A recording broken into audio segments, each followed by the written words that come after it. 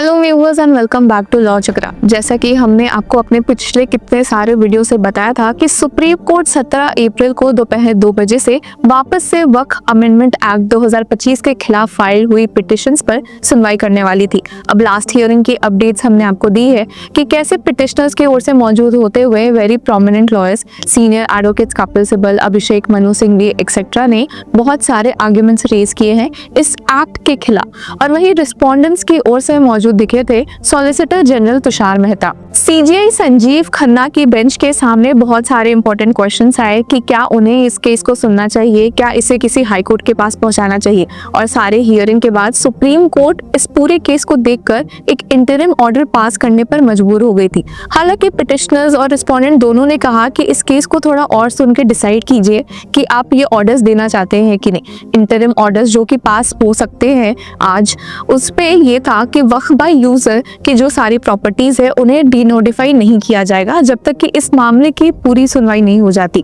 एक दूसरा टॉपिक ये था कि अभी जो भी काउंसिल बनेंगे, अब वो स्टेट लेवल पर हो या सेंट्रल लेवल पर, वक्फ काउंसिल, उसमें अभी मुस्लिम मेंबर्स ही रहेंगे। अगर नॉन मुस्लिम मेंबर्स होंगे तो वो सिर्फ 2 रहेंगे। उसके बाद ये भी था कि कलेक्टर इस मामले में प्रोसीडिंग्स तो कर सकता है, बट जो एक्ट प्रॉपर उस पे है वो अभी एप्लीकेबल नहीं होगा। तो कहीं ना कहीं सुप्रीम कोर्ट ने इस मामले में इस एक्ट को थोड़ा स्टे करने की कोशिश की है। पर जैसा कि लास्ट हियरिंग में उन्होंने कहा था कि वे इस केस में एक स्टे नहीं करेंगे, वे इस एक्ट पर स्टे करने से बचेंगे। पर इस हियरिंग में कुछ और ही देखने को मिला है। तो चलिए देखते हैं एक एक करके कि इस हियरिंग में एग्जैक्टली क्या हुआ और क्या सुप्रीम कोर्ट ने इस हियरिंग में अपने इंटरिम ऑर्डर्स फाइनली पास कर दिए हैं या नहीं। इसी के साथ मैं आपको बता दूं कि लास्ट हियरिंग में और लास्ट दिन 16 अप्रैल को कोर्ट रूम में बहुत ज्यादा हंगामा मच गया था। इतनी भीड़ हो गई थी, अभी लाइव स्ट्रीमिंग में भी बहुत भीड़ हो गई थी। तो उसी को देखते हुए सुप्रीम कोर्ट बार एसोसिएशन ने सुप्रीम कोर्ट से गुजारिश की थी कि वे इस केस को लाइव हियरिंग करें, बिकॉज उस दिन कोर्ट रूम में इतना धक्का मुक्की हुआ था, इतने लोग आ गए थे कि 2 एडवोकेट्स तो फेंट भी कर गए थे। तो आज की लाइव हियरिंग में भी जो आपने देखा होगा हमारे चैनल पे भी, उसमें ऑडियो ग्लिच ये सब दिखे होंगे जो कि सुप्रीम कोर्ट के साइड से थे। और कहने को देखा जा सकता है कि ये हियरिंग इतनी कंट्रोवर्शियल थी, इतनी भीड़ उमड़ आई ऑनलाइन भी ऑफलाइन भी इस केस को देखने के लिए। तो इस केस की स्टार्ट होती है एसजी तुषार मेहता के कुछ पॉइंट से। जब बेंच असेंबल हो गया तो एसजी तुषार मेहता ने कहा कि अगर सुप्रीम कोर्ट इस मामले में स्टे लगाना चाह रही है तो वो बहुत रेयर हो जाएगा, क्योंकि जब उन्होंने कहा भी है कि वे इस केस पर स्टे नहीं लगाना चाहते, बट उनके एक्शंस कुछ और ही इंडिकेट कर रहे हैं। एसजी मेहता ने कहा, my lord, I would like to say something. My lords are going to consider whether to stay a statutory. इस पर सीजीआई ने बोला कि 1 मिनट जरा रुक जाइए। उसके बाद हम आते हैं और हम देख सकते हैं कि हियरिंग पूरे फुल स्विंग में है, कोर्ट रूम कंप्लीटली भर चुकी है।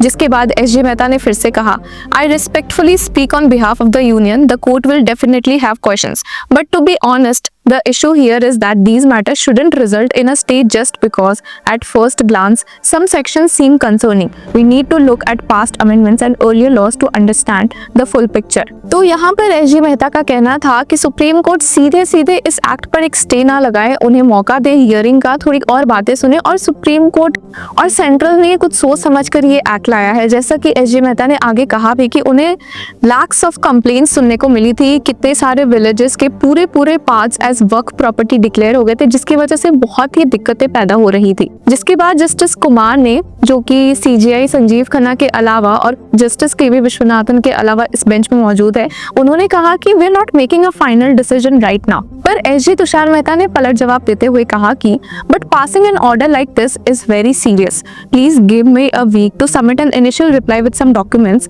This issue needs to be looked at more carefully. हालांकि सीजीआई संजीव खन्ना ने यहाँ समझाया कि उन्होंने इस एक्ट में कुछ अच्छे पॉइंट्स भी हाईलाइट किए हैं। उन्होंने कहा कि we have already said there are some good parts in the law. उन्होंने ये भी बोला कि हमने ऑलरेडी कहा है कि हम कंप्लीट स्टे इस एक्ट पर अभी नहीं दे रहे हैं, but at the same time we don't want the current situation to change in a way that causes problem, like in the 5-year rule for following Islam. We are not putting a stay on that, but we may consider staying some parts. तो यहाँ supreme court ने clearly कहा है कि शायद वो पूरे act पर स्टे ना लगाए, बट कुछ पार्ट्स पर लगा सकते हैं जो प्रॉब्लमैटिक डिस्कवर हो रहे हैं।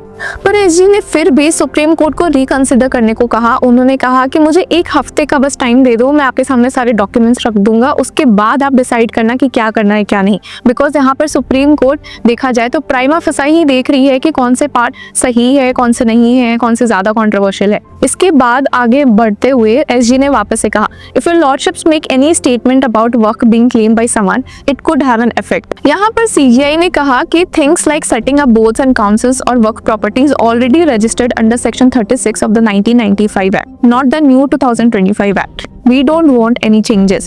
उन्होंने कहा कि पार्लियामेंट का काम है लॉ बनाना, एग्जीक्यूटिव का काम है उसे इम्प्लीमेंट करना और जुडिशरी का इंटरप्रेट करना। पर यहाँ पर सीनियर एडवोकेट राकेश द्विवेदी जो कि रिस्पोंडेंट्स यानी कि उस पार्टी के साइड से आए हुए हैं जो इस एक्ट के फेवर में, उन्होंने कहा but parliament has the right to make such laws. इसके आगे सीजीआई ने कहा कि okay noted, so for now no new appointments to the वर्क बोर्ड्स और council and no changes to already registered वर्क प्रॉपर्टीज।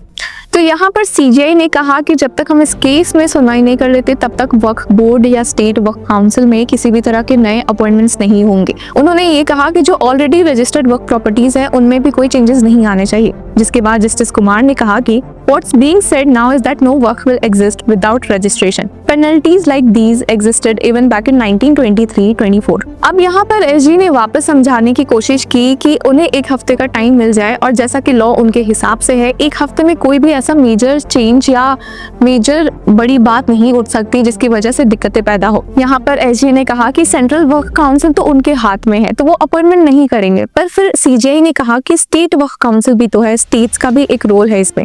तो एसजी ने कहा कि if any state makes an appointment before the court gives it's decision it should be considered invalid. इसके बाद CGI आते हैं वर्क बाय यूजर के पार्ट पर। उन्होंने कहा कि even for work claim by use if it's registered under section 36 of the 1995 act. यहाँ पर सीनियर एडवोकेट सिंघवी ने ऐड किया कि as per proviso 3C such properties won't be treated as वर्क। तो सीजीआई ने वापस से कहा कि वंस वी सी अ वर्क इज डिक्लेयर्ड और रजिस्टर्ड, पर सीनियर एडवोकेट सिंघवी ने यहाँ वापस से बात उठाई कि वर्क बाय यूजर के थ्रू जो वर्क प्रॉपर्टीज आई है उनमें जरूरी नहीं कि एक रजिस्ट्रेशन, सेल डीड ये सब मौजूद ही हो, क्योंकि वो अपने यूज की वजह से वर्क प्रॉपर्टी बन जाते हैं।